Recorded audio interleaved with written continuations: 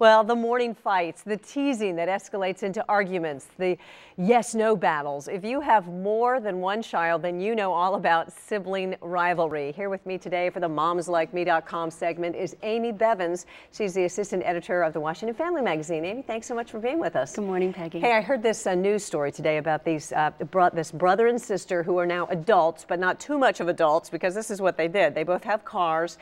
They were so angry at each other that she slashed his tires, and he then turned around and smashed out the rear window. Oh my and then the goodness. judge told them to stay away from each other, which is what I often tell my own children who are 7 and 9. They often fight and fight and fight. So it seems like this is very common, isn't it? It is. It is very common with families, but research actually shows that kids learn a lot of valuable life skills through this brother-sister sibling fighting. How to get along, huh? Exactly. They learn skills in compromise, negotiation, actually seeing someone else's perspective really helps them in their adult life if they can get through that stage. Hopefully it won't escalate to the car incident, right? Exactly. So they can learn to get on, good life skills.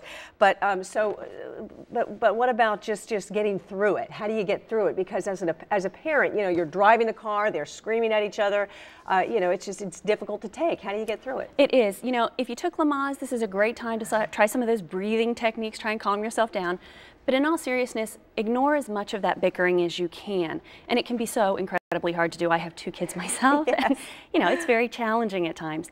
But what you want, something you can do is try and put on some music to help you ignore it and pretend you're ignoring it.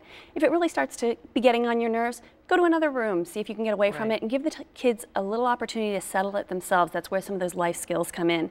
If it's driving you crazy, you can even tell them, hey guys, making me crazy, move to another room. And sometimes that'll take the wind out of their sails and really settle them down. But one thing you need to keep in mind is kid safety. Yes. You know, if you have very young children involved, or it's starting to escalate to a more physical level,